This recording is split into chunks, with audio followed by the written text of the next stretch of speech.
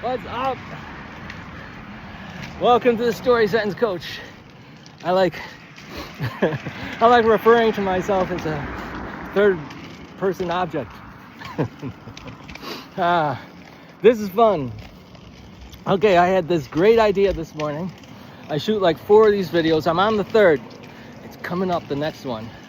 But I'm holding off because I know that my 4th video is usually just outrageous. It's funny. And then I talk so loud, I think I have to do like singer warm-ups. Go, woo, woo. Yeah, there we go. I'm singing to you. Let's see. Okay.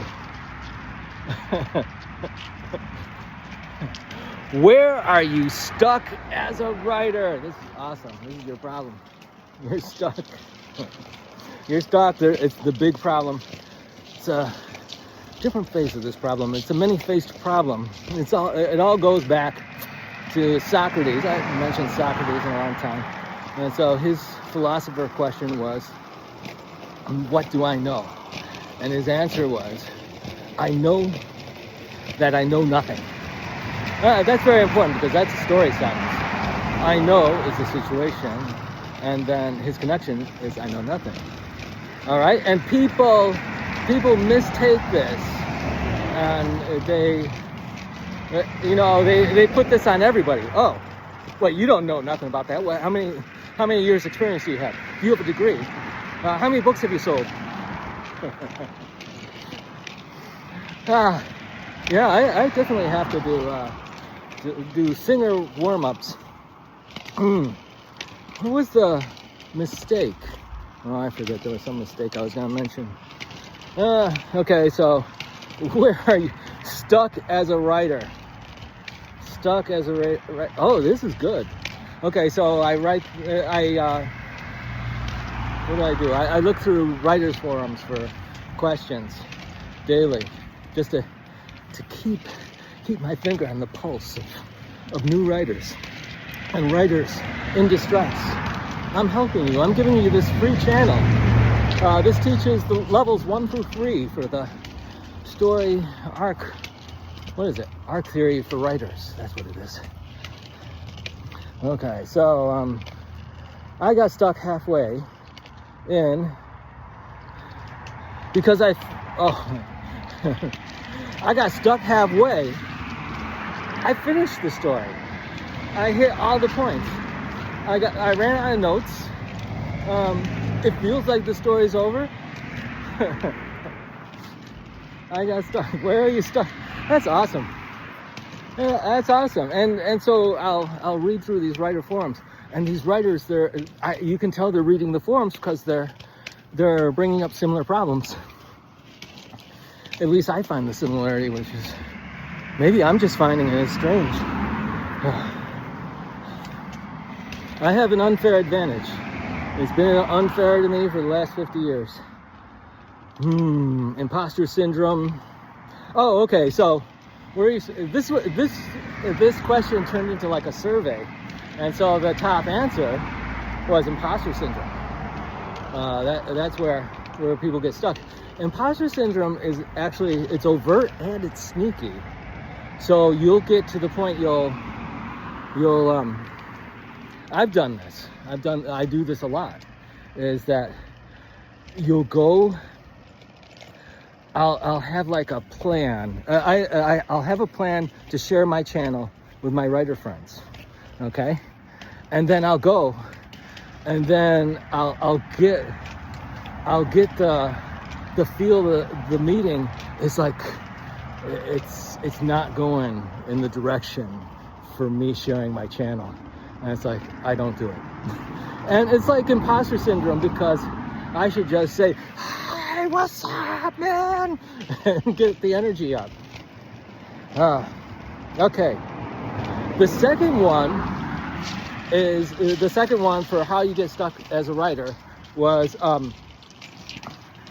I don't know where to begin. I don't know how to get to where I want to go. I think it's the part of my last video where I have everything. I don't know how to connect them together. Well, that's the storytelling pattern. That's the main purpose of this channel. Just know there's a storytelling pattern, right? Yeah, you just have to know it. Oh, and I explained the storytelling pattern. You can practice it with the perpetual homework. I'm going to put the perpetual homework down below. So it's going to be weird that I'm saying it like, oh yeah, you should do perpetual homework. Well, it's going to be in the description from like video 5. And I'm up to like video 105. I have too many ideas. And that was the problem that came up in the last video, was that you've got all these different things. You've got all these story notes. You've been world building like crazy. You know what they brush their teeth with. You know how often your characters brush their teeth. You know what if they haven't gone to their latest doctor's appointment. You know all the degrees they have. You know their job. You know all their family. You know their family way back when. You haven't written a word of the story. And so, well, what's going on here? Well, this is one of these things where the big Socratic problem is that you think there's no story pattern. But there is a story pattern. You live it all day long. People tell you how they don't like their job, but they have to stick with their job. And they're pretty good with it. They wish they were better. They could go on. And they have to stick with the job because they have obligations to keep a roof over their head, so on. So where was I? And so this story pattern, it just permeates your whole life. You haven't figured it out. It took me 50 years to figure it out. Hey, I don't blame you for not figuring it out. But it's there. And, I used to think that I'd had to show the evidence for it.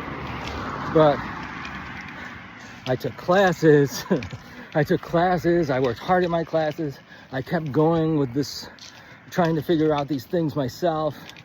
And then I came to the conclusion that, hey, I could start a channel, and I just talk about, I don't have to, the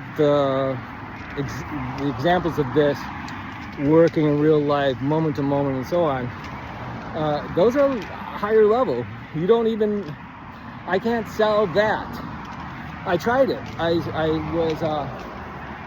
had a meetup, and I would get people excited. They'd come to my meetup, and we'd talk, and I would show them the exact evidence. I'd show them all the questions, and it's like PhD level exploration of a story. And people didn't respond to that. They said, yes, this is what I need. And many of them bought the book, and then they disappeared because they didn't know the value. And the value is right here at the lower levels. People talking about their jobs. Oh, and so the job, it's your eternal job.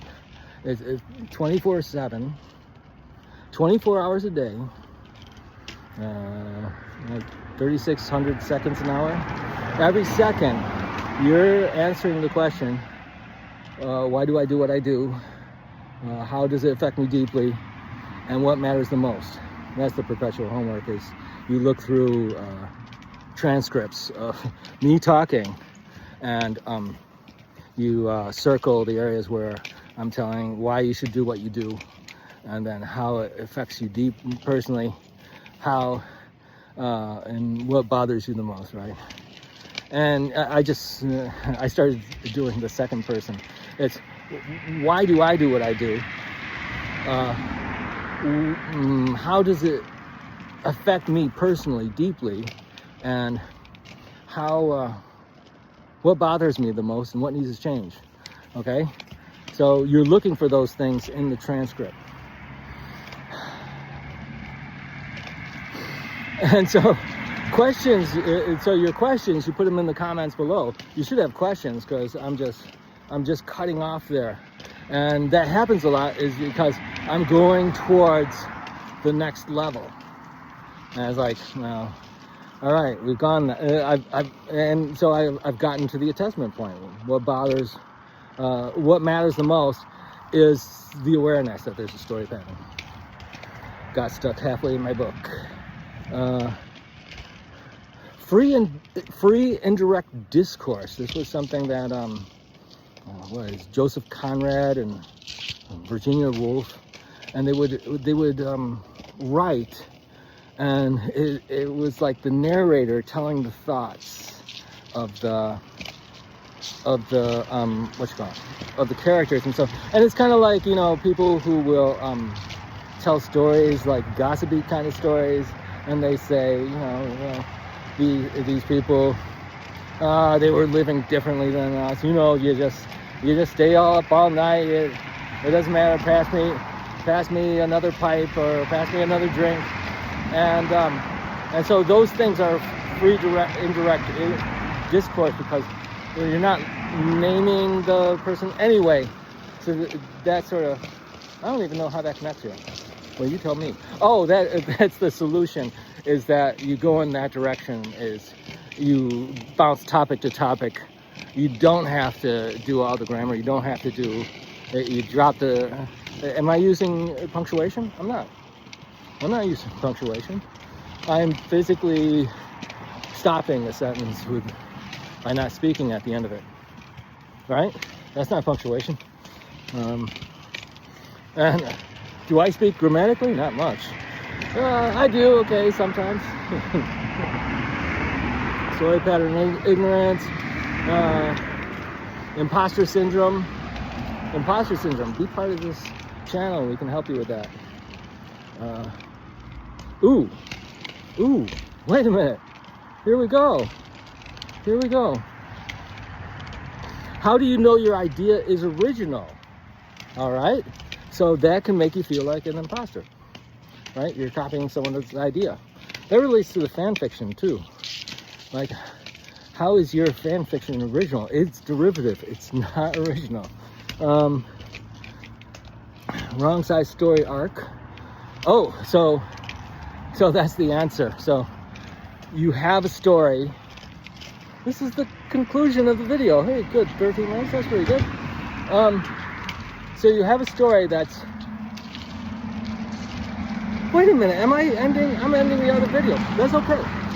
So you have a story that's like half the length of a novel. You use the wrong size story arc. There's easy ways to get around this. You may have to expand on a character.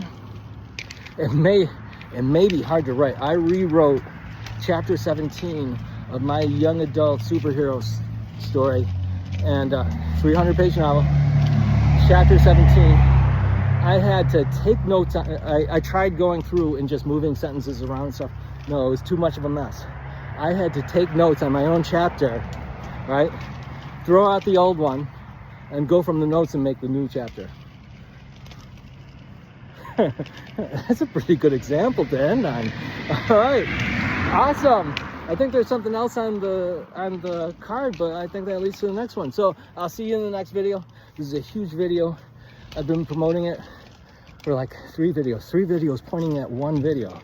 What is it going to be? It's this great idea. Let me see. I can give you a teaser for it.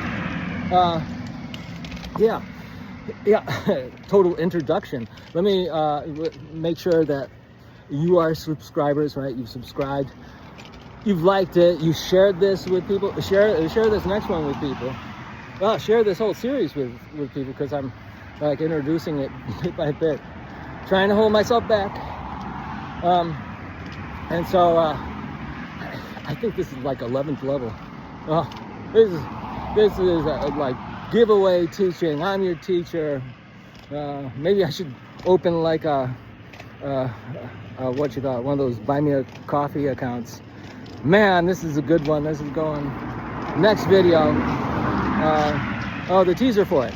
Okay, so the teaser for it is, so ideation is where you're in a situation and you come up with like a counterintuitive solution to it. You have this novel solution, right? An original solution to a problem that affects us all.